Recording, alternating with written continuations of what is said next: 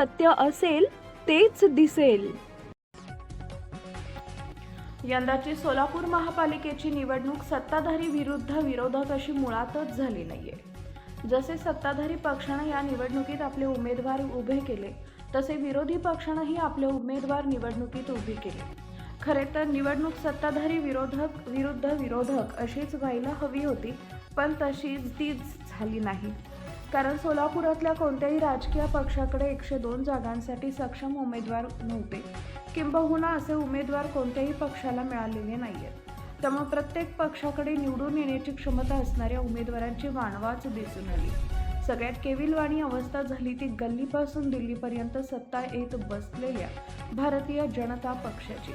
म्हणे भाजपनं सोलापुरात तब्बल 1200 इच्छुकांच्या मुलाखती घेतल्या, मात्र त्यामधून भाजपला 102 सक्षम उमेदवार मिळालेले नाहीत. म्हणून भाजपनं फोडाफोडीचं राजकारण सुरू केलं. निवडून येण्याची क्षमता असणारा दुसऱ्या पक्षातील सक्षम उमेदवार गाठायचा, त्याला विविध प्रलोभने दाखवायचे, आकर्षक आमिष दाखवायचे, फुटला ठीक नाही तर भीती दाखवायची आणि त्याला फोडायचा. स्वतःच्या पक्षात घ्यायचा आणि त्याला स्वतःच्या पक्षाची उमेदवारी द्यायची आणि स्वतःच्या पक्षातील निष्ठावंत इच्छुकाला या निष्ठावंत उमेदवारांच्या प्रचाराला झुंपायचं. ही भाजपची सोलापुरातील कूटनीती आहे आणि हे या वर्षीच्या निवडणुकीचं एक ठळक वैशिष्ट्य म्हणावं लागेल. त्यामुळे सोलापूर महापालिकेतील सार्वत्रिक निवडणुकीमध्ये निष्ठावंत विरुद्ध निष्ठावंत असाच सामना दिसून आला. सोलापूर शहरात भाजपचे 3 आमदार आहेत. सोलापूर महापालिकेची निवडणूक ही या 3 आमदारांच्या विधानसभा मतदारसंघामध्ये समाविष्ट आहे. यापैकी 2 देशमुख हे भाजपचे ज्येष्ठ श्रेष्ठ आणि दिग्गज नेते आहेत. पण या 2 देशमुखांमध्ये पूर्वीपासून वेळी भोपळ्याचं वैर आहे. या दोघांमधील दुहीचा फायदा पालकमंत्री जयकुमार गोरे यांनी बरोबर घेतला. त्यांनी या दोन्ही देशमुखांना पद्धतशीरपणे बाजूला सारून वर्षभरापूर्वी भाजपमध्ये आलेले आमदार देवेंद्र कोटे यांना हाताशी धरून होलसेल पक्षप्रवेश सोहळा घडवून आणला.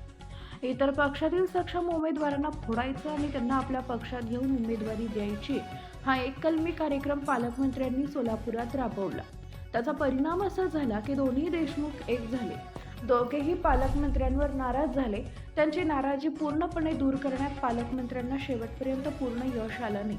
निवडणुकीच्या शेवटच्या टप्प्यात आमदार विजयकुमार देशमुख हे पालकमंत्र्यांसोबत दिसले, मात्र दुसरे देशमुख आमदार सुभाष बापू हे पालकमंत्र्यांपासून 4 हात लांबच राहिले. या सगळ्या होलसेल पक्षप्रवेशाच्या सोहळ्यात पक्षासाठी माती खाणाऱ्या निष्ठावंत कार्यकर्त्यांची मात्र माती झाली. काल परवापर्यंत ज्यांनी आपल्या पक्षाच्या विरोधात भूमिका घेतली, ज्यांनी आपल्या पक्षाच्या उमेदवारांच्या विरोधात काम केलं, आज त्यांचेच काम करण्याची वेळ पालकमंत्र्यांनी भाजपच्या निष्ठावंत कार्यकर्त्यांवर आणून ठेवली. ज्यांच्यासोबत 2 हात करता करता डोके फोडून घेतली, त्यांनाच इशाऱ्यावर त्यांचेच काम करायची वेळ भाजपच्या निष्ठावंत कार्यकर्त्यांवर आली. त्यामुळे वरकरणी जरी हे निष्ठावंत पक्षांसोबत दिसले, तरी ते निष्ठावंतांसोबत मनापासून असल्याचं दिसलं नाही. अनेक ठिकाणी या होलसेल पक्षप्रवेश सोहळ्याचं बक्षीस सोहळ्याचा कार्यवाहक पालकमंत्री यांनाच दिलं पाहिजे अशी भावना निष्ठावंतांची दिसून आली आहे.